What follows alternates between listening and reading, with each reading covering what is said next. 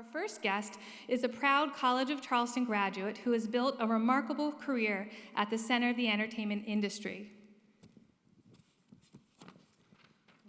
Will Ward began in the mailroom at CAA before moving into film and television at Endeavor, where he rose to become a leading agent at WME. His roster included Adam Sandler, Dustin Hoffman, Mark Wahlberg, Ryan Reynolds, and many more. Will later founded Forward, a management and production company where he helped guide the careers of global stars like Chris Hemsworth, Liam Hemsworth, Brie Larson, and Jacob Elordi. In music, he's managed major acts including the Zac Brown Band and Dead & Company, and produced films such as Ron Howard's In the Heart of the Sea. His entrepreneurial work spans several successful ventures. In 2015, he launched Z. Alexander Brown Wine with Zach Bryan. In 2018, he partnered with Chris Hemsworth to create the fitness app Center, which he sold to the Bezos family office in 2022. Just weeks after he completed the purchase of Mermaid Gin with business partner Jim Clerkin, the former CEO of Moet Hennessy. In 2022, he launched Forward Ventures, which has already invested in 27 companies. Last year, he partnered with Warner Music to create Westward Recordings. He also serves on the boards of Telly, Journeys, and the Nuclear Threat Initiative, a leading nonprofit advancing global security. Will return to campus in 2023 as our commencement speaker, and we are honored to welcome him home once again.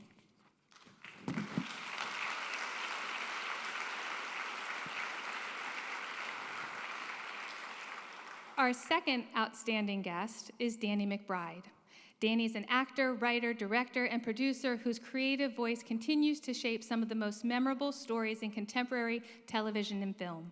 He created and stars in HBO's The Righteous Gemstones, following earlier favorites like Eastbound Down and Vice Principals.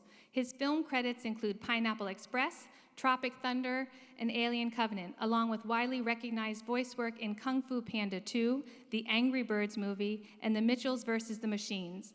Danny co-wrote and produced the recent Halloween trilogy and co-founded Rough House Pictures with longtime collaborators David Gordon Green and Jody Hill. He has worked alongside some of the most legendary names in the industry, from Ridley Scott to Scott Rudin and Jason Blum. Charleston is home for all of them. We are so excited to hear today's conversation, and now we get to welcome our guest to the stage.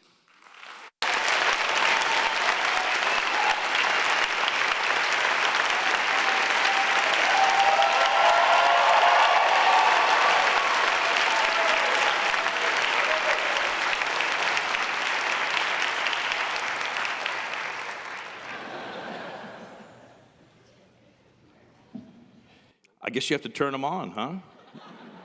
Who would have guessed? Hello. First of all, I want to thank the college for putting this together. This is, as I understand, the first of an annual series they're going to do for homecoming every year.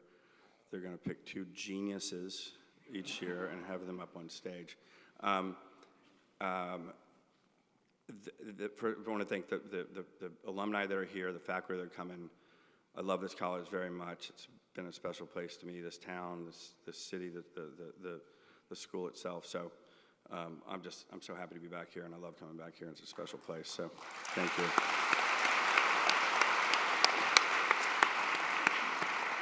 And when Dan first invited me, he sent a link out, for Instagram link, and it announced it, and there was, it was like Danny's picture and a thing, and Danny and Will Ward, and so I started going through the comments, and it was just so many amazing Danny's my favorite actor of all time, he's a comedic genius, blah, blah, blah, blah, and then one was, who the fuck is Will Ward? That was my parents. My parents are the ones who wrote that. So at These Nuts, if you're here, I'll be signing at the merch table later on, so. Please come. Obviously, Danny and I met at a meeting years ago, a pitch meeting, briefly, but don't really know each other. So, and we have had a drink or two. So, just if the wheels come off, just bear with us. But, or it's my fault. But going back and watching his work, as I was, prepping for this, it made me, I've been doing this so long. I've been in that business for 30 years, and you hear the term like triple threat, or he's a writer-director, and this guy writes, directs, produces, and is a brilliant actor too. And so that is such a rare thing in Hollywood. So you're in front of one of the true greats in Hollywood. So This is why you were a good agent. You were able to figure out how to sell people. It's good. It's really good. I'm subtly trying to sign him right now, just for the record. No, so, I mean, let's kick it off with, I think, one thing that we have in common, which is our love of Charleston. When I first picked up it was a funny story how I actually came to school here. My wife's probably cowering right now as I tell the story, but I was at an all-boys boarding school, and I had gotten into my college. It was end of April, and I was sitting around with 4 friends. We'd all gotten into our schools and said, where should we go? We still had a college weekend leave visit, which was a get-out-of-jail-free card, essentially. And so we're like, this guy goes, my brother goes to plays college at Charleston. It's at the beach, and it's 6-to-1 girls to guys. We're like, we're going there. So we went to visit for the weekend, even though we all had already accepted our colleges. And 4 of the 5 of us applied 2 days later to College of Charleston, and we came to school here. So, I like to say Charleston found me. But then I started reading Pat Conroy. He's one of my favorite authors of all time, and he's such a poet about the beauty and something you can't capture. But like, what was it for you, Danny, when how did you discover Charleston and decide to become a resident? You know what? I had actually never been to Charleston before we had shot vice principals here. Long story short, I went to college in North Carolina. I grew up in Virginia, so a lot of the stories I tell always take place in the South. So every time we got an opportunity to make something, me and my cohorts are always coming back to North Carolina to shoot it. We shot Eastbound and Down in North Carolina in Wilmington, and we loved it there. It was awesome. And then I think North Carolina was like passed some sort of a bathroom bill or some kind of legislation that basically made HBO say they weren't going to shoot anything in North Carolina for momentarily. So we were kind of bummed out. We were trying to find a place to shoot vice principals. We loved spending our summers on the beach in the South. And so then we were like, well, what other cool cities are on the beach in the South? And we found out about Charleston. We're like, well, let's go check Charleston out to see what that would be like for vice principals. And we came down here. We had an absolute blast. And then when we got on the plane to fly back to L.A., we were kind of like trying to decide whether we were going to shoot here or not. And then I got on the plane, and Bill Murray was sitting on the plane next to me, and then spent the whole flight telling me how incredible Charleston was and that we needed to shoot there. So we got off, and we're like, well, if it's good enough for Bill Murray, I think it's good enough for us. I think we can find a way there. And, we shot here. We lived here for 6 months, and we were shooting vice principals. And the people that I work with, we all have children around the same age. I think my son was like 3 when we were here. And we just really fell in love with the place. We fell in love with the people, with the locations, with the energy here. And once we all got back to Los Angeles after we finished shooting, we were never the same. We all were sort of looking to one another after a few months of like, man, I really miss it there. I'm thinking about moving there. And next thing you know, I kind of started talking to a few of my other collaborators, and everybody was thinking kind of the same thing. Like, what if we got out of Los Angeles and we tried to do what we're doing there? Like, what if we tried to move all of our work there and try to bring work to that region?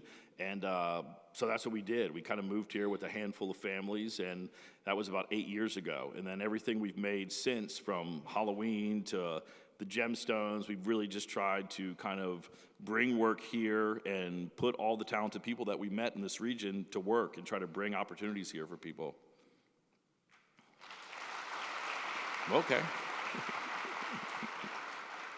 Well, you've had an incredibly prolific career since getting into this business, like as I referenced earlier. I think the question I want to know, and I'm sure a lot of people out here want to know, is why'd you quit porn? Why did I quit porn? I grew out of it, I think. I think that's what happened. Every artist has to make changes. You have to pivot, Yeah. Glad we got that. Why didn't you start porn? I'm curious. I've heard rumors. That's a longer story. Is it? Is it a longer story? Longer story. It's hard to tell. But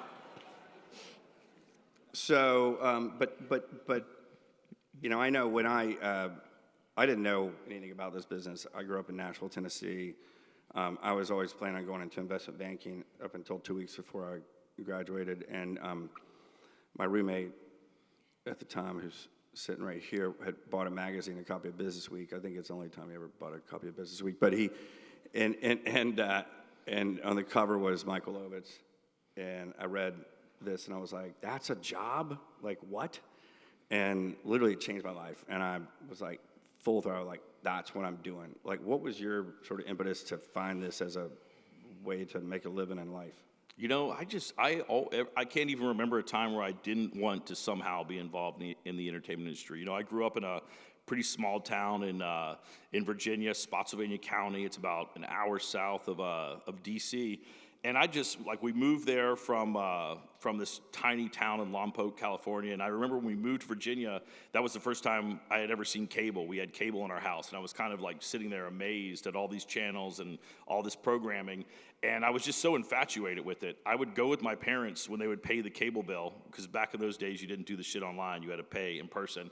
Because I thought that building and that shopping center was where movies were made. So I thought that if I went with them to drop the check off, that maybe I would get a glimpse of something. And I was just always just drawn to it. I was always drawn to telling stories. I was always drawn to what movies can do for people, TV. And so there was never a time where I ever pursued anything different. So when it came time to go to college, I didn't, my parents were divorced. I was raised by a single mom, and things like NYU or USC, these kind of film schools, that was just not a reality for me. I was never going to be able to afford something like that. And so the North Carolina School of the Arts in Winston-Salem, that was brand new. Yes, so there we go. They hadn't even graduated a class out of there yet at that point in the film school. I think I was like the third class there. But it was a state school. It felt like something that I could like take enough loans out for and be able to not be in debt for the next 30 years. And so I applied there. And then, on night one, my next door neighbors were David Green and Jody Hill and John Couture and all these people that I work with to this day. So the people that I met that first night in college are the people that I've been collaborating with for, at this point, sadly, 27 years. But yeah, that was kind of it, and then it's just always been that track. So in some ways, I think I was lucky that I knew what I wanted to do, and I didn't have to have that period where I was unsure if I wanted to be an astronaut or a firefighter. I just always wanted to make movies and tell stories. Yeah, no, it's funny you talk about surrounding, ended up with this crew of people. One of my first clients as an agent was Sandler, and he was. He'd just done a movie, Waterboy, which, Disney was freaking out. They couldn't believe they made the movie. It was a disaster, and then it was, $100 million at the box office, and the guy just blew up. And he kept all his best friends around him. I remember when I was managing Chris, and I was like, and he started to, happen, and I said, surround yourself with your crew, get that inner crew locked, because all of a sudden, as you know, when you become famous, everybody's your best friend. And everyone tells you what you want to hear, not what they actually think. And that's got to be a tough thing to go through for someone who is as authentic and down to earth as you are. What's that like when you're like, really? Are you telling me the truth? And I just believe what everyone tells me. I never question it.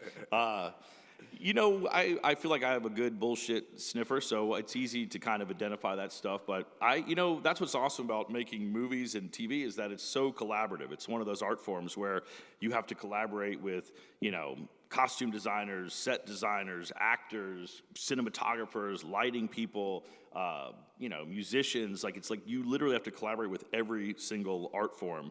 And I just love that. I love that collaboration. So I feel like if you're going to dedicate all that time to something and knowing how much time it takes to make something, you want to be in the trenches with people you trust and people ultimately that you're excited to see succeed. So for me, I just always I'll come from a place where I just want to put people on the call sheet that I'm excited to see what they can do and how they're going to work and that they feel as passionate as I do about what's to come. You've worked with some amazing people too. Outside of your circle, who are amazing people, themselves. But you've also, as I was going through your resume and looking at some of the directors and producers he worked with, everyone from, my dear, dear friend, R.I.P., Steve Bing, was one of my best friends. Yeah, he's a great guy. And he told me all sorts of stories about Rock the Casbah I won't tell on stage, but it sounded like a fun time. He was a good person to be in Morocco with. He's for a good month. person to be in Morocco yes. with, yeah. But like, and then, one of my favorites that you worked with was Cameron Crowe. And Cameron, when I had, Ron Howard had just done Rush, and he was doing Aloha, or Cameron was doing Aloha next, and I said, Cameron, can I get Ron to come in or will you come into the editing bay and see some scenes of Chris and the thing, and he's like, and Ron's like, yes, of course, yeah, bring him in, and Ron's like the nicest guy of all time, and so Cameron goes in, and we're sitting in this editing bay, and he's showing these scenes of Chris, and then he gets to the end credits, and they've got this song, I think it was My Way, but it was the cover of the Ramones doing the Sinatra song, and they couldn't get the rights because they were so complicated, and he's like, but I want to find something here, and he's like, Cameron, do you have any ideas? And I'm like, oh my God, like Cameron Crowe, the greatest like song player of all time, and Ron Howard conspiring on what song to put in the thing. But and Cameron used to write me like notes for the holidays and stuff, and just such a great guy. What was that like working with him? He's awesome. I mean, he's one of those guys that I've always admired growing up. I mean, Say Anything and Almost Famous. He's such an awesome filmmaker. And even back to, he wrote Fast Times at Ridgemont High, and I remember he got in trouble for using real people's names that he went to high school with. And I always thought that was, I always admired that. I thought that was cool. So it was great to get to meet him and work with him, and he was just as kind as I hoped he'd be. Oh, Almost Famous to this day is one of my favorite movies of all time. Yeah, it's great. I watch it over and over.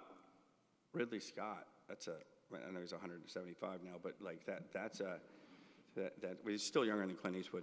Must have been an experience too. Like, that was awesome. Honestly, it's kind of like when I was like, after I did Alien with Ridley Scott, I was kind of like, I think I'm good on acting for a bit. I think I've like checked off everybody that I wanted to meet. He was awesome. We shot Alien coming it down in Australia, so I was there for about 3 months on that. And growing up, watching all of Ridley's movies, he's so incredible. He's made so much kind of revolutionary stuff, and then watching how he worked on set. I mean, I don't even know how old he was. He was maybe 130 then, and he. Yeah.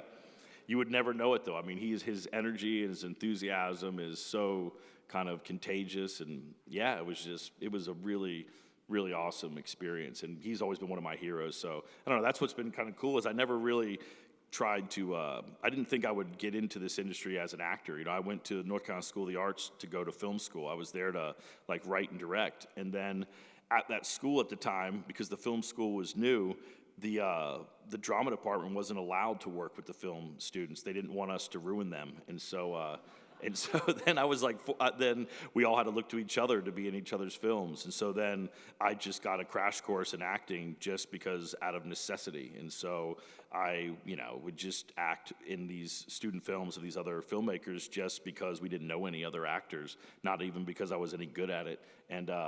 Yeah, and so then that ended up kind of weirdly being my into this industry, and then that's opened up this opportunity to be able to see how all these other directors I admire work, and it's kind of been the coolest education, really. I mean, yeah, not many people can say they work with people like that. What was one of your favorite experiences in like that you didn't see coming? Not something you created necessarily, because we'll get to some of that stuff, but like... you know what? Honestly, all of it is always pinch me moments. I'll end up in a lot of places that I didn't see coming. And besides dragging Channing Tatum around by a collar yes, release. that was with Channing Tatum. Yeah, that was definitely the highlight. Yeah, of course. Yeah, I mean, honestly, all of it is. And I'll go back to the very first thing we really made together, The Foot Fist Way. We shot that in... Concord, there we go. There's 2 people who saw it here. I appreciate that. Fred Simmons, ladies and gentlemen. But we it's this little independent film that I made with some of these guys that I had gone to school with, and I think we shot it for $70 grand, and we shot it in about 14 days, and it's kind of what launched all of our careers. But we shot it in Concord, North Carolina over the course of, just a handful of days. And you know what, I gotta say, like when we finished shooting that movie, no one got paid, no one did anything. I don't think I've ever experienced anything as joyous as when we wrapped that. I think that, growing up, wanting to make movies, wanting to do that, and then doing it, it kind of didn't really matter what the outcome was. The fact that we had done it was, I don't know, it just created so much sort of joy and excitement between all of us. And there was just this kind of feeling that I've honestly have never felt since. I've enjoyed everything, but there was something about that. And and that's like, I kind of realized then that the act of actually making this stuff is usually the climax. That's the best part of it. When things come out, that stuff is always weirdly kind of anticlimactic for me. It's like I think you think that when it comes out, that will be the most exciting part, but it's inevitably like not. You kind of realize that the peak of it is making it, and it's nice when it works. It sucks when it doesn't work, but that's how it goes. You don't really have a lot of control over that in the end, but the act of like getting all these people together to sort of try to like create something and press pause in their lives and dedicate their time to, creating something that didn't exist before, it doesn't really get cooler than that. That for me personally is always the highlight of it. Now, did you know after Fit This Way that this was, like, you were going to be an actor? For someone who didn't think they were going to act? I still, I'm like, I'm this weird, like every single thing I've done, I've never auditioned one time for anything. Not one movie. I've never had a headshot. No one has ever said that in their life, people, okay? So that's like the craziest thing you'll hear today.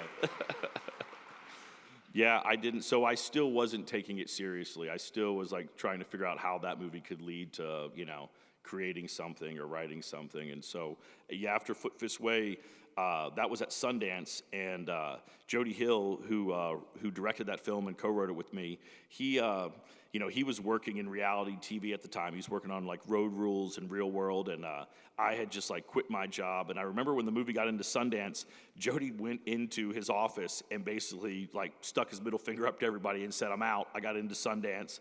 And then and I was like, "Oh, wow, you did that. Okay, what happens next?" And then the movie came out at Sundance, and then nothing happened with it. So I think Jody was like regretting it a little bit. But shortly after, the movie kind of got passed around Hollywood, and it ended up on the desk of Will Ferrell and Adam McKay. They were just starting their production company, and they wanted this to be the first movie that they released. So Jody and I were like over the moon. Jody was really happy because he didn't have to go back to Road Rules with his tail between his legs. And we, I remember we sat down and we met with those guys, and they were like, "What do you want to do next? Do you want to make, do you want to make a movie? What do you want to do?" And, this was in 2006. Like, TV was not cool in 2006. TV is not what it was now. Like, TV was, still very much sitcoms, and there wasn't a lot of serialized television now. There really wasn't. It's like it was, the whole model has changed. And, I told those guys, like, I want to make a TV show. Like, I feel like the writing of movies in the hour-and-a-half format for comedies, it just feels like everybody, you kind of see the beats coming. I want to tell a longer story, and we have this idea for Eastbound Down. And I was like, this isn't going to work in 90 minutes. It'll be, you'll have seen things like it before, but if we can make it longer, if we can make it 3 hours that you're telling the story in, we can be more unexpected. We can do things that we wouldn't be able to do in a feature. And I remember them kind of looking at us like, "So you're going to make a TV show?" They're like, "People make TV shows to make movies." And I just had a gut instinct that that was what the future was. And so they got behind us, and we pitched Eastbound and Down the Monday after Talladega Nights had come out in the theaters. And so we went to every single network in town, and every single one of them. Will was there. Will and Adam were there, and every single network wanted to buy it except for Comedy Central. It's like, but we wanted to be with HBO from the get-go. At that time, I was like obsessed with things like The Sopranos and 6 Feet Under, and I loved what they were kind of doing with those stories and how the kind of way they were melding cinematic images with these stories, which is also something that really wasn't happening in TV. You weren't trying to make TV look like movies. You were just trying to make TV for as cheap as you could. And so when we got scooped up at HBO, we were pretty excited about that. And, then the rest was sort of us making it and kind of pushing our way through. Isn't it funny when the business doesn't know what the fuck they're doing? Like when like Comedy Central passes on that, like the only ones. Even CBS and ABC got it. When I know, even CBS, and when I signed Zach Brown, he'd finished the Foundation, and it was, the record he had was the one that was finished, done, mastered, and we took it to all the labels in Nashville. And everyone passed, and all 5 singles on that record went #1. The only officer getting right out of New York, they were like, he's just not country enough. I'm like, I don't know your world like you do, but I hear fucking hits. Like, it's just funny when and it's Totally. someone who's been on that side of the business of like going, I don't get it, but like, it's just really funny when people don't get what is so. Yeah, it feels, the more corporate everything gets too, I think the more that happens. I think that ultimately, I think the industry used to run more on tastemakers and showbiz people, and now the industry is run by corporate people. And so at the end of the day, the analytics have to make sense to say yes to something, where I think back in the day, it was a little bit more like you could trust your instincts on if someone had what it took, or if they have that star potential, or if this is gonna, work. Now you have to kind of like, that's why you see so much stuff that's, created about pre-existing IP. They have to have some point of reference to show all the unimaginative people that there could be money to be made in it. And it's the sad state of affairs, but that's just how it goes, I guess. Yes, it is, and it's but it's pretty funny that when you see because you look back at you'd have a hard time selling Eastbound Down today. Yeah, for many reasons. I don't know. It's funny because I was reading an article the other day about how nudity is sort of disappeared. It's not such the way it was in cable. When cable first came out, people, there was so much nudity in TV and film stuff, and there's not anymore. Except you seem to not got that memo. No. Oh, we got the memo, all right. Because if you guys haven't watched Righteous Gemstones in some of those shows, there's a lot of nudity. And I think that's hilarious. It's like, bring it back, Yeah, we were really pushing a lot of dong in Gemstones. We hung a lot of dong. We actually talked about doing this whole interview nude today, but pushed we were back. told that wasn't okay. But so I'm going to go back to Channing Tatum. So I was talking to my ex-wife today, who was Channing's agent forever, and yes, some people still are friends with their ex-wife, but.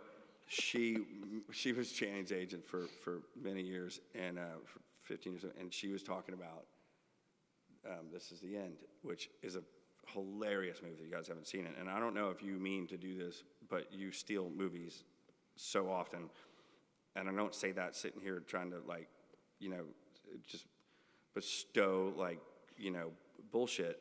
You really do, and so that movie in particular, you really stole the movie, and there was a lot of comedic geniuses. Except for Michael Cera, who died apparently, but I was asking about how'd you get Channing to do that? And she's like, oh my God, it was the craziest thing. I was like, what? Why would you do this? What are you doing? She's like, but he needed something to take him out of the little romantic heartthrob thing. And apparently you guys had an interesting introduction. Do you remember that? I do remember it. I think he was drunk, and we were about to film this. I had never met him before, but I was a fan of G.I. Joe, and so I was like, oh, Duke's in this, great. And I was in the trailer, and then he came running in his full costume and tried to tackle me, and I stood my ground and didn't let him tackle me, and then it got weird. And he had a mask. I think he got self-conscious. You didn't know it was him, right? He He had a mask on, didn't he, or something? I knew. You know when Channing Tatum is half naked running into your trailer. That's it. No, he was such a sweet guy, though. I had a blast working with him. I thought he was awesome. He's a great guy. Yeah. He's a great guy. I don't know if you noticed, but I put together that Tourism Australia commercial that you were in, which was genius. And not I don't say that because I didn't do it, but I was involved with I went in to meet with David Droga, who runs Droga, the ad firm that did it, and we were sitting there, and they wanted Chris to do it. And this was before that they cast the other person, but they wanted Chris. Obviously, they needed the Australian centerpiece person, and he was like, I'm only doing it if Taika directs it. And so I go in, I'm like, look, he's only gonna do it if Taika directs it. And they're like, well, we can't afford him. We're not gonna know, blah blah blah blah. Or, I don't know, whatever their excuse was, but they were just so hung up on using this Australian director. I think it was probably for tax credits or something. So I was about to go to lunch, like literally I was leaving there to go to lunch with Liam afterwards, Chris's brother. And I said, well, if we can't make this work with Chris, what about Liam? And he's like, we got a backup list here. I go, yeah, but Liam, and they're like, you know what, actually, we do it with Liam. And I go, well, I'm going to lunch with him right now. Can I tell him that, if you're going to hire this director that, he's got the gig? And they're like, yeah, we're not going to pay him the same, but yeah. We'll. I said, okay, cool. So I literally leave the building and walk down the street and walk on lunch with Liam, and I'm like, hey, man, I got great news. I said, so there was this commercial that was offered to Chris, and it's really cool. It's a big campaign for Australia. It's very organic and authentic, And I said, and now, Chris is not going to do it, but, they want to offer it to you. He was like, oh, cool. And I was telling him about it. My phone rings. It's Chris. I'm like, hello? He goes, I changed my mind. I don't need Taika. I'll do it with the other guy. I'm like, talk to your brother. Stay on the phone. but then, and then one of the things that Chris really wanted too was you. He was like, because they wanted somebody younger for some reason. They wanted to play the guy much younger, and I was like, nah, I'm not doing it with it. And I go, this time we're standing our ground. It's got to be Danny. So they, were able to get you. And then your agent at the time, my friend Jack Wiggum, called me, and he's like, what the fuck have you done? I go, what? He goes, he's in a trailer in the middle of the outback. It's 120 degrees. There's no water. So anyway, I'm just going to publicly apologize for that. We had a blast there. But the Outback is a pretty crazy place to work. It's pretty nuts. Like, everything there is trying to kill you. Everything is, we got off the plane in the Outback, and I'd been to Australia before, but I'd never been in the middle of Australia. And I got off the plane, and everyone has, like, mosquito nets and stuff over their heads. I'm like, this seems a little much. And and then the moment you start talking and the flies start flying in your mouth and in your eyes, you're like, oh, this is why everybody's... They attack you in Australia. Oh, they attack it's you, weird. Yeah, it was no joke out there. there. They're like kamikaze flies. Yeah, yep. I can't stand that. So did you know that you weren't shooting a trailer for Crocodile Dundee 2? You know what? I just go with the flow. I don't make demands. But once we got there, and it was, that commercial was a Super Bowl spot for Tourism Australia, and they were like, yeah, you can go to Australia. It's going to be over Thanksgiving, and you're going to shoot for 7 days in all these crazy locations. You're going to do a fake movie trailer for Crocodile Dundee. I was like, that sounds cool. Sure, I'm in. And then they said you can invite, you can bring somebody with you if you want someone to help you create alts or jokes. And what that just equals is that you can just take a friend with you so that you're not alone when you're out there in another country for 7 days. And so I brought a friend of mine, Jeff Bradley, who writes on Gemstones, and he lives here in Charleston. And he's not the most in shape guy. But we were there the first day in the Outback, and it was like, fuck, this is pretty oppressive, man. This is like 130 degrees. It's hot. It's brutal out here. And the commercial was feeling like it was getting off on a rocky note. And I was like, once we finished the first day, I went to the little shack that they had my friend staying in, and I'm like, I got to go talk to him and see what he's thinking, man. Like, this is pretty intense. And then I come to his trailer, and there's a medic in there with him. He's like, he had heat exhaustion. I'm like, oh God, what have we signed up for? But then Hemsworth showed up, and he saw the conditions and was like, we're not doing this. And then we all flew away to somewhere with a hotel. They moved to production for that. Yeah, they moved it. It was good. Yeah, that's what happens when you're Thor.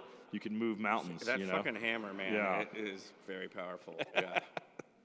Yeah, you guys got to, I know he loved working with you, and there was another movie, and I can't remember the name of it, that we were looking at doing with the two of you guys, and it was like an action comedy thing, you know what I'm talking about? Like, I can't remember the name of it, but This was years ago, but anyway, it was a really fun action comedy. Jack had sent to me. Oh, yeah, I think I know what you're talking about. You know what I'm talking about? Yeah. Anyway, that was a fun one. But he, I know he had a great time working with you, and Yeah, he's great. said to tell you hello today. But how does it feel to work with someone that's, when you know you're so much better looking than someone when you're working with a guy like Chris? You know, someone who's so handsome? Is that what you're asking? Like you, I'm saying you know you're so much better looking than this guy. You know, you just got to stay humble. You have to stay do you humble yourself, or do Yeah, you know? you just don't want to make them feel weird. Yeah. It's like they say God doesn't give with both hands, but that guy, like, man, he's Yeah. it's just nice and funny and Yeah. yeah. And he's like 7 feet tall. Yeah, it's crazy. Yeah, and he's got tiny muscles, and he actually, it's funny. He had this movie Black Hat that he did years ago with Michael Mann, and I went to the, like, Michael invited me into the screening, and I don't know if you've met Michael before, but he is an interesting guy, and he and I really like him, but it took me a while, but he's very like authoritarian, and he just like sort of wants to intimidate you in sort of ways. And anyway, he was going to screen the movie for myself, and then Hilda Queeley, who you probably met, but was one of his agents, and we were sitting there, and he's like wearing his editing bay, and he's over the soundboard or the editing board, and he's like leaning, he's like almost breathing down her neck, like literally it's just the three of us in this room, and the movie was so bad, and like I'm the worst liar of all time, which is not a great trait in Hollywood. Yeah, you got to you have to master that. That's a liability when you can't lie well. And so I'm sitting there going, oh my God, what am I going to say? What am I going to say at the end of this? What do I say to him? This is so bad. And he goes, and it wasn't even a better cut came out, but still it didn't work. But he said, so I was like, I'm going to say, it's really dense. I don't know why I came up with that. It's like so stupid, but whatever. It just sounded like something that seemed to deflect any sort of like commentary. And he turns the lights on, and Hilda Queeley goes, wow, that was a really dense movie. And I was like, what? You stole my line. And so I walked out, and I got to the parking lot, and like Brian Lord calls me, and he goes, Michael Mann is freaking out. He thinks you didn't like his movie. I go, I didn't. It's terrible. And that changed my relationship with Michael Mann. From that point on, he was always like coming up and like kissing my ass, and like He doesn't want things to be called dense. He doesn't like dense. I didn't call it dense. She did. But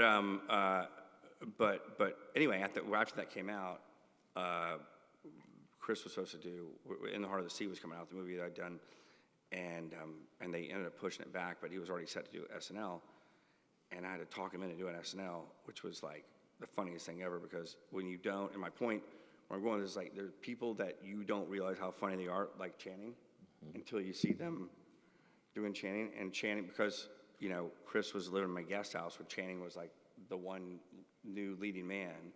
He kind of had a chip on his shoulder about you know, like it was like that was his competition, even though there's no real competition, right? It's like you against yourself. That's it. Wouldn't you say? Yep, I think so. But it's easy to get caught up in that. There's competition. You're I like, think. this guy's good looking too. Shit, we're against each other. Yeah. We're in the same room. We're playing the same role. And so I told Chris, I said, why do you not want to do it? Because I'm not promoting anything. The movie's been pushed back. And I was like, and they were really, SNL was like freaking out about him doing it. And so I was like, do you not like the show? And he goes, I go, you've watched it, right? And he goes, yeah, I've watched it a few times. And I said, no, you haven't. I said, let me send you an episode. So I sent him Channing's episode, which he was great in. I don't know if you saw Channing. And 45 minutes later, he calls me back and goes, okay, I'll do it. And it was the most, but if you've never done SNL. I have not. I know you've been invited probably 1,000 times. You know, I got when the very first studio movie I did was Hot Rod. I did that. I got hired. Love that movie. It was, see, more people have seen that than Foot Fist. I like it. That was the first thing I got right after Sundance, and I met Andy Samberg and Yorma and Akiva and the Lonely Island guys, and they were awesome. I loved them, and I kind of saw the idea that they're all friends. They grew up together. It felt similar to what I had been coming up from, and so I got offered that film. Met Lauren, and it was awesome. Everyone there was awesome, and How'd you like Lauren when you first met him? you know what? I was intimidated by him, but I liked him. I think he's pretty cool. He knows he's intimidating. Yeah, and then I could just keep thinking of the Mike Myers impression of of Dr. Evil, and that's Lauren. But you know what?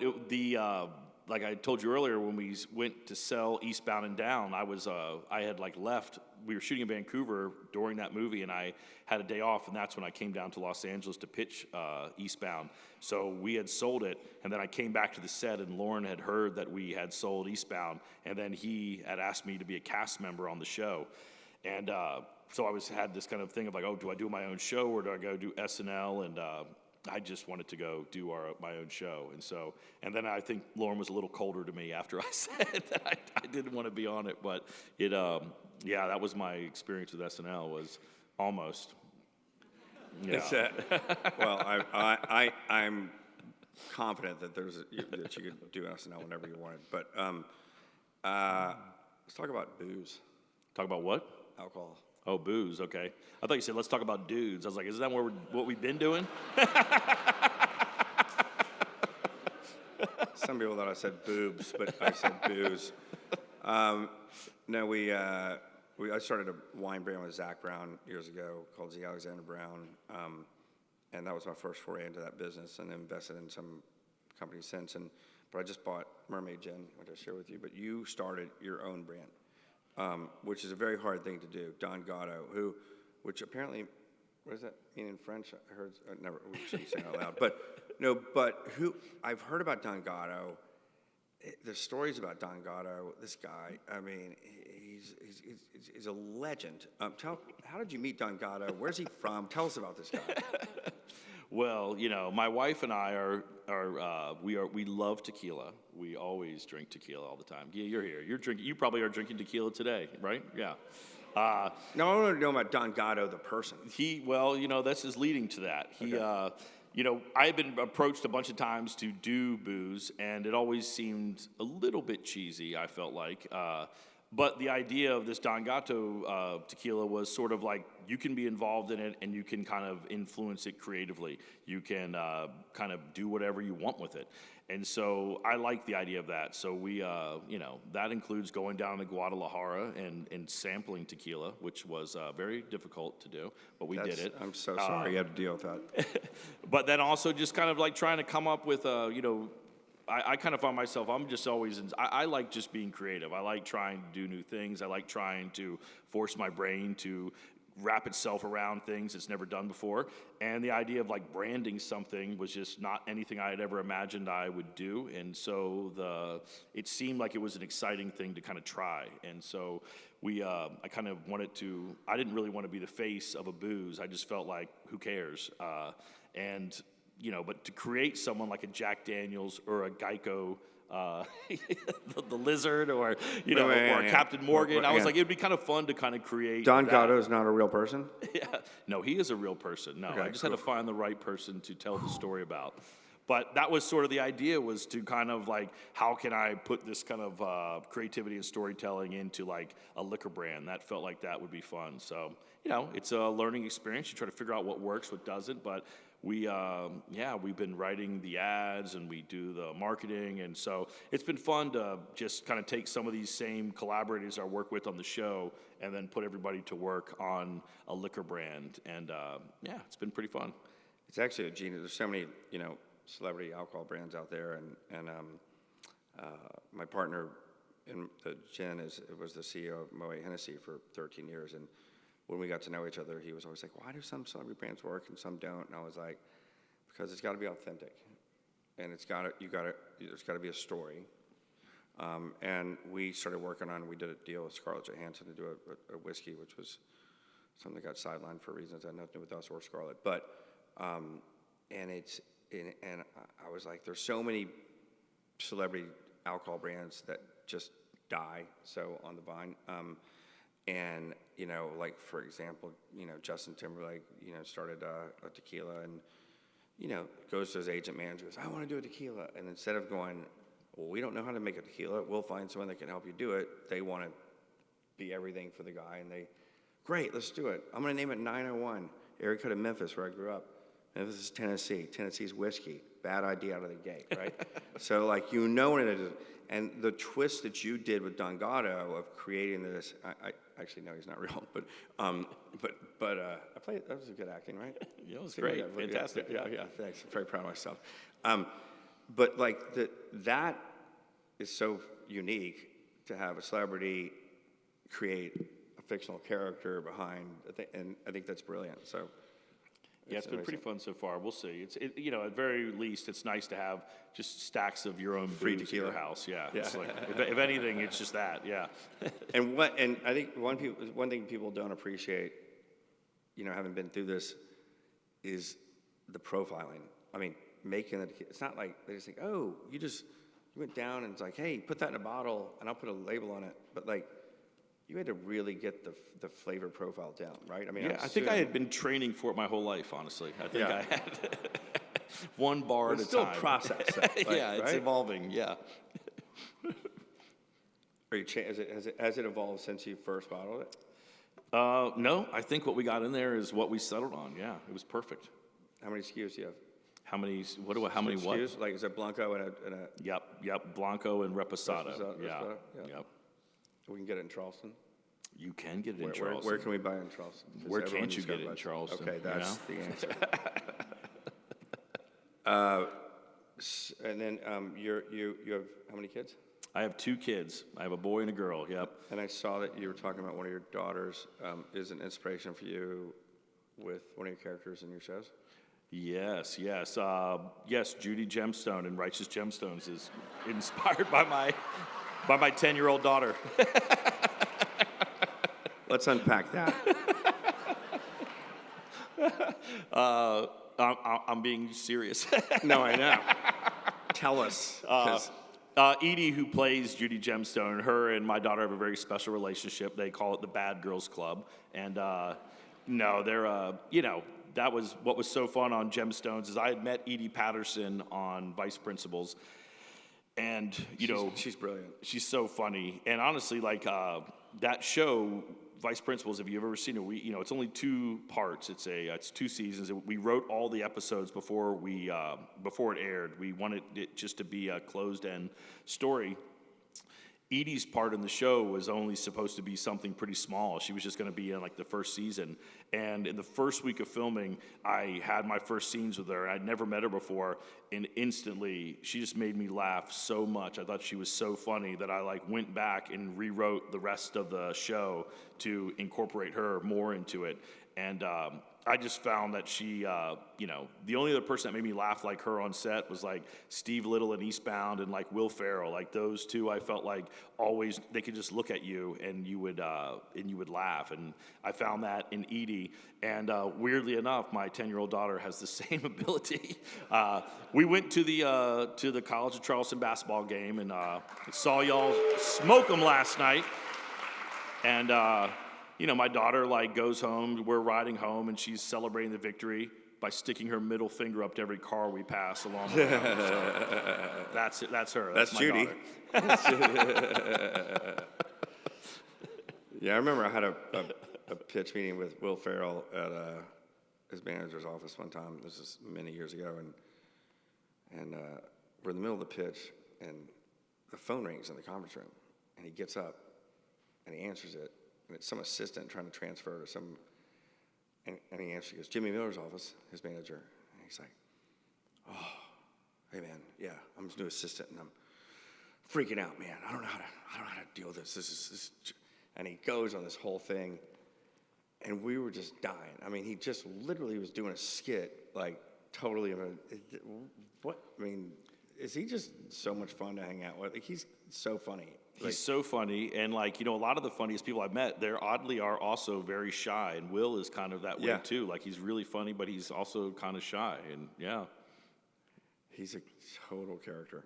Yeah, he is. He's nuts. He's a lunatic. He broke his hand this weekend at a driving range.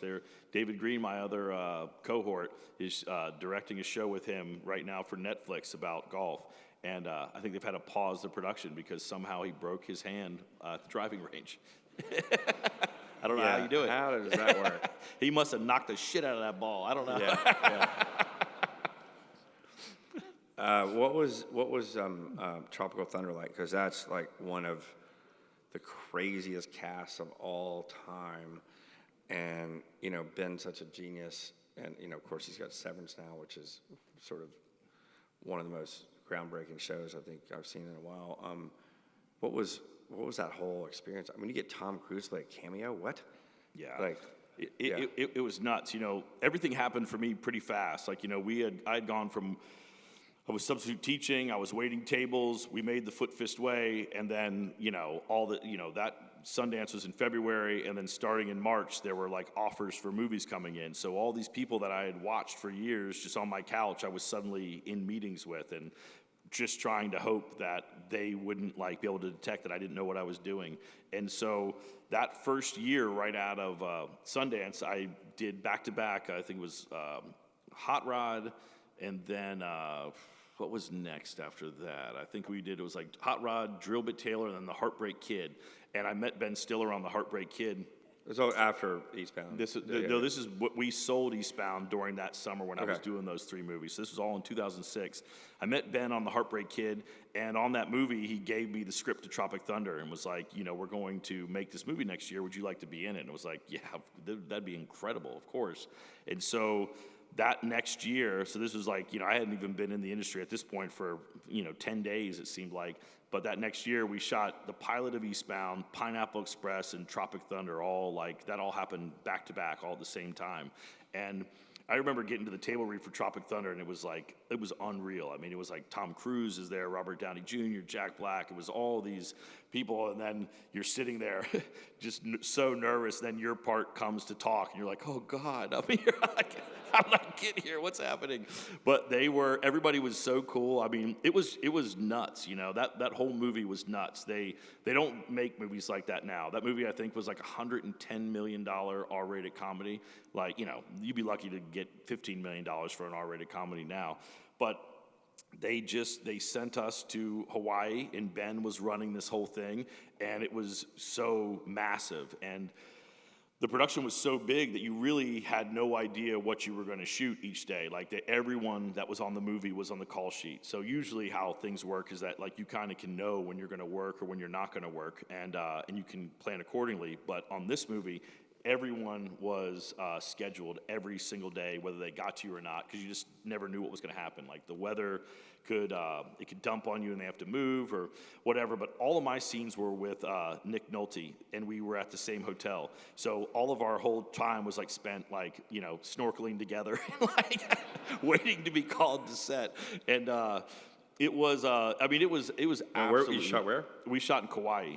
Yeah, nice. And the thing then, that was I think Ben's start gifts to everyone on the movie were iPhones. They had literally come out that week. So there was no cell phone reception. You couldn't leave your hotel really, because you couldn't take a phone call outside of your hotel basically. There was no reception in Kauai. So we, so me and Nolte just kind of hung around waiting to be called every day. It was a pretty awesome education.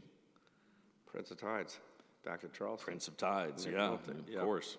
Yeah, he was great in that movie. And I think Cruise had something to do with maybe that production budget coming up. You think so? Yeah, the guy's got a little bit of power. Yeah. I remember when it was doing a Mission Impossible, and they were trying to get this train, the bullet train in France, and Paramount couldn't get it done, and they were talking to the French government at every level, and Tom's like, let me go meet with them.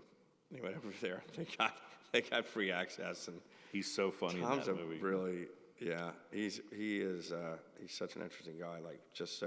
I don't know if you obviously worked with him, but it's funny because when I first met him, Joel Lubin, who you probably know, introduced me. We were at a party in London. And he turned around. And he's like, I'm like, oh my God, you're actually Tom Cruise. Do you find? Because I do. So many people, I've hung out with Nicholson a few times, and they're kind of who they are as a person. You know what I mean? That. Do you see that? When you see someone scream, but what you're attracted to is who they actually are, because it's something that makes them so special. Yeah, I think so. Sometimes you do feel that somebody who's kind of in touch with who they are and what their deal is, they're able to translate that on screen, and so that's definitely seems to be underneath it all. You ever hung out with Nicholson? Sadly, no, I haven't. He is a character. Yeah, I've been fortunate enough to a couple times. What back to This Is the End. The scene where you steal all the ration food, right, and you don't really know what's going on.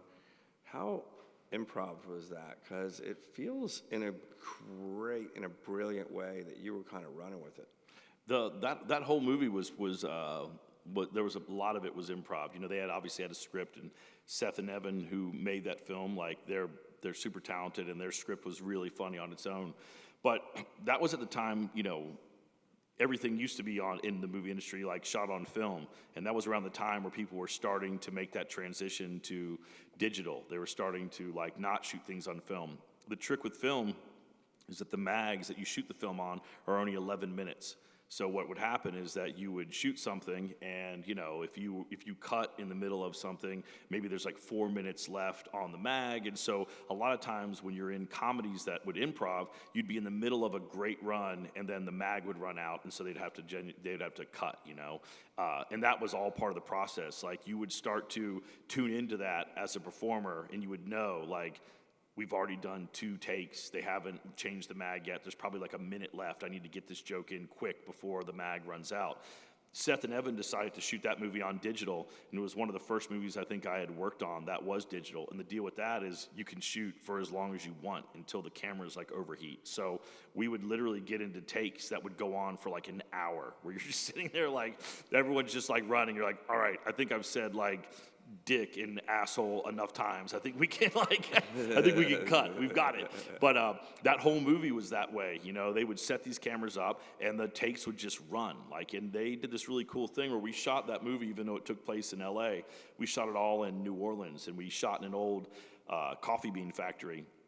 And they built Franco's mansion inside that place. And, you know, one of the things that you lose the most time on in a movie is that when the actors go back to their trailer, like people go back to their trailer, they get on their phone, they use the bathroom, and then they got to bring everybody out from their trailer. And sometimes you get into ego fights where like some actor will be like, well, is he out of his? I'm not coming out till he's out. You know, all this nonsense. It eats up the whole day. So to avoid that, those guys just built a green room right next to the set. So they had like pool tables in there, a bar in there. It was just a hang session. So you ended up going into that room, everyone's talking, everyone's hanging out, and then they would just kind of like herd you back onto the set. And a lot of the conversations we were having off screen would just like, we would just continue them as the cameras rolled. So it was so loose and free, and yeah, it was a blast. And so a lot of that movie was improv. You know, most of that stuff that we would come up with would just be kind of ripping on each other. And the guy who was running the set, the assistant director, his name's Jonathan Watson. He's worked with me on like everything, all of Eastbound, Vice Principals, Gemstones. He's done a lot with me. He was the AD on that. I think I got to the movie about 2 weeks after they started shooting, and he was like, yeah, you better come prepared. They're going hard at each other. So you had to just sit there and take notes about all the flops and failures that the other actors had so that you could put it in your back pocket to whip it out if they came after you in a take. Everyone went hard for Jonah for some reason. Everyone was going very hard on Jonah. Well, it might go Sarah, you know, come on. That's one of the funniest lines. Most people don't know that English is your second language. What's your first language, Danny? What's my first language? Yep. Yeah, God, I have so many of them. I have so many first languages. No, I'm lazy. I've only learned one language. I tried Spanish, but you know, I'm not too good. What is your creative process? When you come up, because you, and again, I don't think many people can truly appreciate how crazy it is to be able to create something that you actually star in. And track two, what inspired, like, how do you, like, Vice Principals or Righteous Gemstones, like, do you see something that inspires you, or do you just think this would be a lot of fun to make as a show? You know, it's something different. For acting, it'll sort of be like, I'll use the mindset of like, is this, you know, would I want to see this movie? Is this is this director somebody I would want to be interested in seeing how they work? You know, a lot of that stuff can factor into it. When it comes to writing, I've learned that what happens is that like I don't like to set something up and sell it before I've written it, because what ends up happening, if you have a great idea, the moment that someone invests money into it, it instantly becomes a term paper. It instantly becomes like, oh God, this thing's due, you know? And so I like to just write it beforehand and then hand in what I want to make and then make the notes about that, as opposed to getting somebody else involved in it early and then getting their dumb ideas and then making it something that you don't want to do. And so for me, what I'll do is, the hardest part about writing is finishing it. I mean, that's it. Like, people can have lots of ideas that sound great and they're awesome, but what the hardest part is, like, inevitably when you write something, there is definitely going to be a moment when you're excited about it, and there will always be a moment when you're not. And you have to figure out how you get through that part of it to get it to over that hump and then get it to something you want. So what I'll just kind of do is, that can paralyze some writers, just that looking at that empty screen. I just try to take all of the pressure off of it. And if it's an idea like Vice Principals or anything, I'll just come up with an idea, and then I'll just open up one document, and I'll just start writing on it. It doesn't have to be in order. It doesn't have to make any sense. It doesn't have to connect. I'll just start writing scenes, and then as soon as I kind of hit a wall, I'll draw a line and just jump to something else. And if you do that for a few days, you can usually tell if there's something there, like if you can kind of like keep coming up with new ideas, if it keeps making you laugh, or if it keeps being exciting, or if you can't think of, like you can't get your mind off of it when you're not writing, that usually is an indicator of like there's something here. There's been a lot of ideas I've had where I've liked it, and then once I start doing that process, after like about a day or two, I'm like, yeah, I don't care about these guys. I don't care about where this is going. And then that's just a good way to eject it. But I think a lot of the times when it comes to writing and committing to something, it's almost like getting out of your own way. Just sort of, opening up your mind to just dump the ideas out and kind of be free to follow them and see what's going to connect or what's going to ultimately like entertain you, because you're going to have to live with it longer than anybody. How much do you leave on the floor?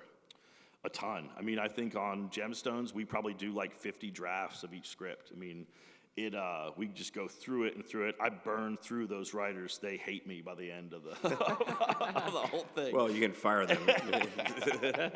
But I don't know. To me, it's like you constantly have to challenge it and just push the story. And I mean, it's grueling. Like this kind of TV is very interesting because it's a different type of writing. When you write a movie, you can finish it, you have an hour and a half, 2 hours, you start a story, there's a midpoint, and then you end it, And with a television series, you have to do that every single episode, but also you can't end it enough that there's nothing to end at the end. So it creates this whole other way of thinking about stories that's just different. It's different than writing a book. It's different than writing a movie or a play. It's you have to kind of like make every chapter exciting, but still tease something more to come. I've written over 80 episodes of TV now between VPs and Eastbound and Gemstones. And so when we wrapped up Gemstones at the end of last year, I was on editing, I think, on that until like March of this year. And HBO was curious of what I wanted to do next, but I was like, I just kind of want to chill out from writing TV right now. So I just took this year off and just finished writing a book, and I just turned that in about 2 weeks ago. I just wanted to try something different and just try something that, once again, like the branding for the tequila, just something I had never done before, and kind of push myself to, create something in a different path, I guess. And at what point, when you're writing, because obviously you end up co-writing with people along the way, what point do you bring other writers in, or do you kind of formulate the? There's, you'll with every project there'll be people that you kind of lean on, to be like they get the idea, and that what you want when you collaborate with someone is you want someone that's not going to tell you that things don't work. You want people to add to what you're doing. And to me, it's like I've been in writers' rooms where there's like people that generate ideas, and there's other people who like raise their hand and just keep telling you why things won't work. And I just like get so bored with people like that. I think it's pointless. Any good idea could not work. You want people there that are generating ideas that can work and figuring out how something can be different and unexpected. And honestly, if an idea sounds like it can't work, to me, that makes it more exciting to kind of pursue it, because you're like, well, all right, well, if most people think this wouldn't work, well, how would we make it work? And, that harkens back even to something like Eastbound. you know, when we made that show, all the notes that kept coming back were like, Kenny's not likable. He's not likable. You got to give him a pet. You got to give, you know, and I was like, the whole point is that he's not likable. Like, that's the whole fucking point of it. I know, they made The Sopranos, by the way. Like, Tony Soprano's not likable, but yeah. But that was the idea, was that, Yeah. like, he shouldn't be likable. Like, that's the journey you're going to go on with this guy, is that he, in any other story, same with Vice Principals, you know, those should have been traditionally the antagonists, you know. Belinda Brown, the principal's coming in to turn the school around, and these are the guys who are working against her. And for me, it felt like Hollywood is so formulaic that it was kind of fun to take these kind of generic storylines, but then just flip who you're following. Like, instead of following the hero, like, rooted around who traditionally would be the bad guy, and then see if that takes you into a different area. And so, you know, when we wrote Gemstones, it was a very similar thing. I just moved to Charleston, and I was kind of like trying to figure out what I want to do next, and I would just kind of like, honestly, just get in my car and just drive around here. I was trying to figure out what the roads were. I was trying to figure out what the hell Chuck Dolly was, and Johnny Dodd. And I would just drive around, and I would just like listen to the radio and just kind of like, just let it kind of like wash over me. And I started noticing how many churches were around, and, you know, I was like, man, it's been a long time since I've been to church. You know, what is church like now? And you know, the more I started kind of going into it, and then I started like thinking about all these things that I knew when I was a kid, I was like, oh, this actually seems like a really right place to set a story. And the first pilot I wrote for it, originally, the pilot I wrote was that Edie Patterson and I were a married couple, and that I was a minister of a small church, and I was being blackmailed by a bigger church that wanted to like buy my property and put a megachurch there. And I wrote this pilot, and there was something about it that was like, I don't know, I just could tell that there was something off. It was too earnest. And the more I was like looking at it, I was like, man, I don't really care about this character. Who I care about, it seems like the church that would blackmail another minister to get the church. Like, that seems like that's where the story is. And so then I threw that whole script away and then just started writing Gemstones. We're like, oh, it's about that church. It's about these people that, you know, are doing something noble, but behind it, they all are falling short of what they are talking about. And so I don't know. I think that that's kind of a fun way, too, is you take a story that maybe you've heard before and just find a new way into it. Talking about things that don't necessarily correlate on the surface, Danny McBride, Halloween. How did you get in the Halloween series? Because I think that's brilliant. What was that? Were you a horror fan? What was that all about? Like, you know, that came from David Green. David Green had met with Jason Blum, who had got the rights to do Halloween. He knew that I was a big fan of Halloween, and he was like, I'm thinking about taking this on. You know, would you be interested in helping me out? And my first thing was like, dude, don't do that. Don't remake Halloween. And then it became, well, if someone is going to remake Halloween, maybe we should do it, because I know what I wouldn't want to see. And so that was kind of what it started. I was like, why not give it a shot? Let's see what happens. And and once again, it was just following that idea that I've never done this before, so let's push myself to try to like get into an area that's fresh and new and kind of keep it exciting. well, I think that's a genius, like, pivot and, you know, juxtaposition to what you're doing. But we have some questions that were sent in before. And then we might do a little Q&A if we have time. But these were sent in before from people outside. This one's from Don Gatto. When you look back at yourself in your 20s, what's something you believed about comedy that you see completely different now? That I see completely different now. I don't know. I'm not sure if there is anything I see different now. I mean, weirdly, and maybe it's just because I'm immature, I still kind of laugh at the same exact stuff I laughed at when I was like 13 years old. Yeah, I don't know if my thoughts of what makes me laugh has changed at all. I think it's exactly the same, unfortunately. Yeah. Hillary Clinton asked, you have worked with a lot of the same people throughout the years. What are things that make creative partnerships sustainable? You know, I think you got to have, I think with anything, like, you know, you got to kind of check your ego. I think you have to kind of be okay, like not be precious about anything. You know, to me, when we're in that writer's room, whether it's an idea I come up with or one of the co-writers, just never be precious about anything. Always just try to be on the mindset of like making it the best it can be. And if it's your idea or someone else's idea, it's all sort of doesn't really matter. I think that the biggest mistake you could make is just being too precious about your own ideas. It feels like fight for what makes it good. And it doesn't really matter who that comes from, you know, just sort of support what makes it the best. My dear friend Hot to a Girl wrote, what do you feel Charleston gives you creatively that you can't get anywhere else? That Charleston gives me? What does it give me I can't get anywhere else? Oysters, you know, they have a lot of oysters here. You know, I love it here. I grew up in the South, and I kind of found when I was living out in LA, I lived out there for 20 years. My wife is from Los Angeles, and I liked it out there. I had a blast there, but I started to find that every time I'd go home to Virginia, I feel like my mind would just start instantly bubbling up with ideas. I would always be inspired by so much that I was just seeing in regular life. And as a writer, being in LA, a lot of times you're just like in traffic, looking at billboards of other people's movies, and I felt like my ideas were becoming redundant. They were sort of like being geared towards what other people were also doing and trying to find my version of that. And so for Charleston, to me, it was like, if I'm going to make movies and television shows for people that live in this country, I'd rather live around people who watch this stuff than live around the people who write the checks for it. I feel like it makes you have a better shot of actually creating something that people want to see as opposed to something that the industry wants to see. And so I feel like Charleston definitely, you know, offers that. Monica Lewinsky wrote, This will be interesting. If you could go back in time and then parentheses, which I would never do, in parentheses, and tell yourself one piece of advice why you were in college, what would it be? In college, huh? What would it be? You know, I think I just, you know, I don't know. I'm surprised at how fast it all goes. I can clearly remember being in college and being in these seats, and it's like mind-blowing how fast it moves from this point to this point.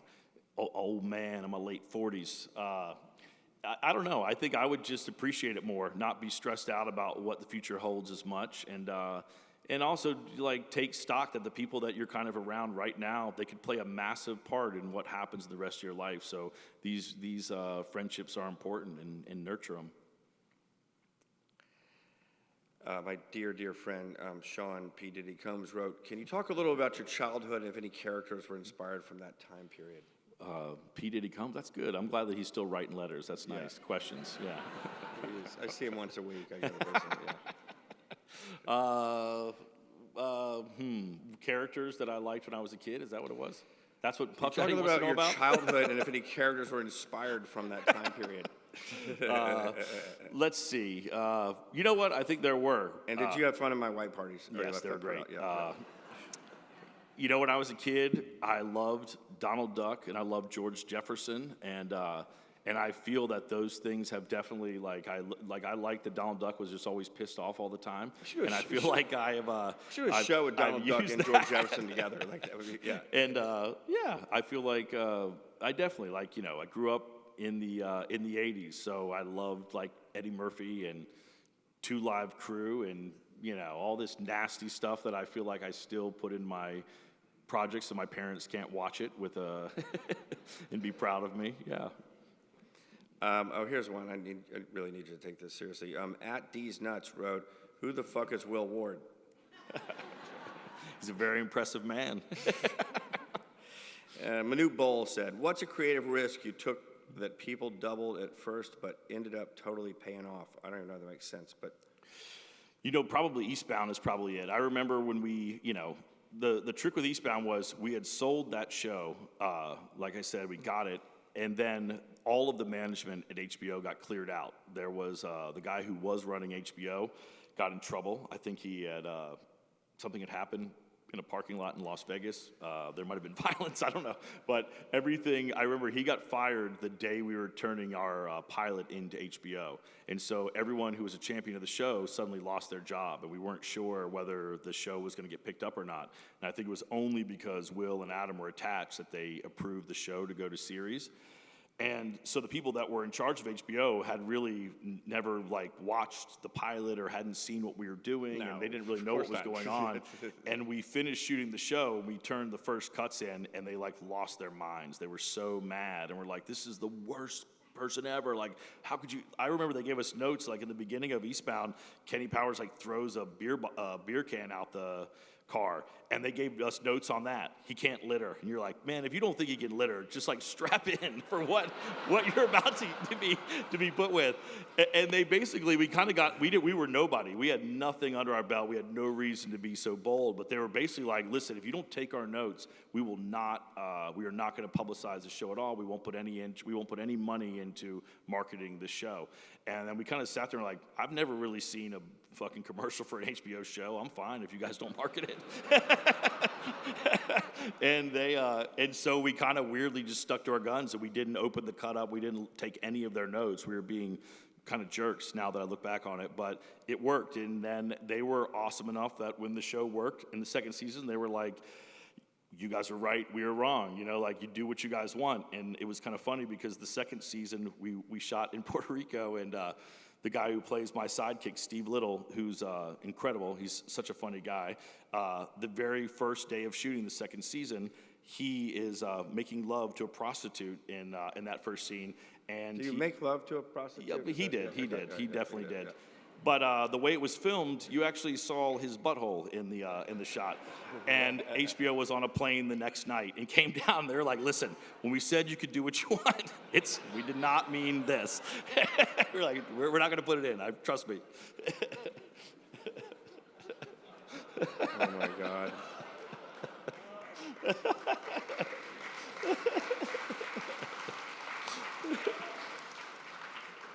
That's really good. So one last question. Cardi B wrote in, going all the way back to the Fit Fist Way and all the way up to Gemstones, has there ever been any ideas that were too over the top, or anything that you've said, this is too much, we can't do this, that you could share with us? You know what? Sadly, I don't think there has been. I think we put it all up on there. We never have pulled something out of the show because it was too much. We always will pull stuff out, whether it like bumps for the character or if it bumps for the pace. But when it comes to like putting the reins, like does this joke go too far or not? We sort of create all the jokes to be an extension of the character. So for us, it feels like, well, anything's on, like, this isn't us telling this joke. This is like Kenny Powers telling an off-color joke is like, that's part of his character, and that's coming from him, It's like his inability to sort of be sensitive to what other people think. Like, that's what the comedy of the show is, and that if you're offended by what he's saying, you're supposed to be, It's not like we're sleepwalking into being offensive. It's sort of like, yeah, that's the whole thing, is that he's, he doesn't give a shit. And so a lot of our comedy is that way, is that the offensive stuff, actually, it comes from the character. It's different than a stand-up comedian, like, being offensive and purposely trying to, be provocative. Like, this, we're trying to be provocative, but we're using it in the context of telling a story. So for us, it never kind of is like, well, that's too much, or that's not enough, because ultimately it's all what makes sense for that character to say or not say. We're kind of running out of time, but... we have 3 minutes and 45 seconds. 43, 43, 42, 41. 40. Well, we might have time if one or two people want to ask a question. Does anyone has anything they want to ask? Perfect. Yes. It was wonderful talking with you guys today. You, yes.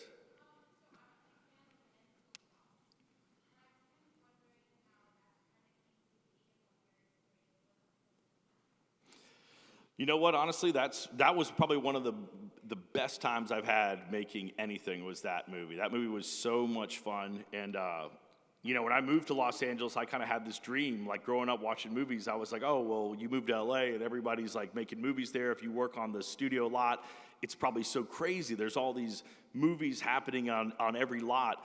And, when I got to LA, I realized that that's not how it is, and that everywhere is like shooting in another country because it's cheaper.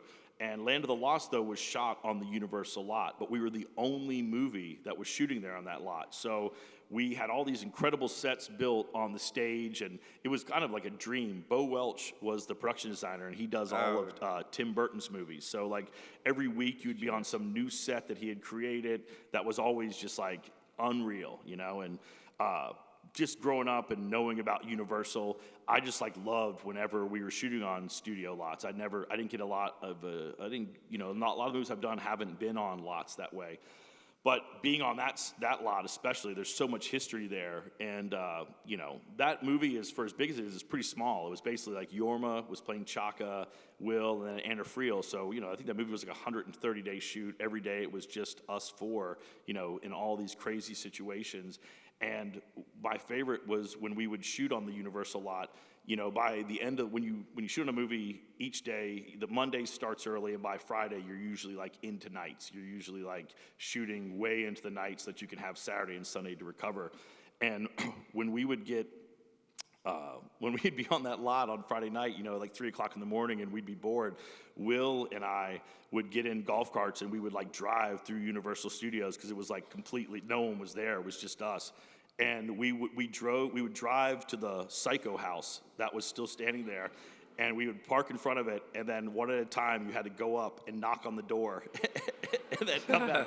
I'm not kidding. It's scary as hell. Like, knowing that no one was there, walking up the road to the Psycho house by yourself, banging on the door in the middle of the night, and then having to run back. It was awesome. It was so frightening. But that movie was such a blast for that reason. It's just being on a lot where all that stuff has happened, all that history's there. As a movie lover, I just loved it. I loved making that movie. You got a question here, sir? Yes, I was going to call him the kid in the white shirt, who's my son, but I would embarrass him. But yeah.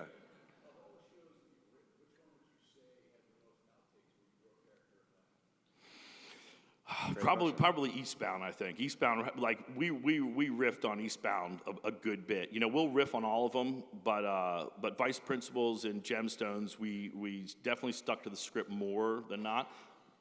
But Eastbound, I mean, we would like do the first take on script, and then you would spend the next like 10 takes just going off on these insane tangents, and that was part of the fun of it, is you were just constantly trying to make each other ruin the takes, and yeah, it was a blast. It was a good time. All right, so once again, I want to thank the college for putting this on. I want to apologize to everyone that goes after us, because we've set the bar so high that it's too bad. And want to thank our sponsors, Don Gatto Tequila and Mermaid Gin. Thank you. And Dan Frezza, thank you. Brilliant. Cool. Thank you. Thank you, Danny. Yeah, thank you. That was a lot of fun. Thank you. Go Cougars!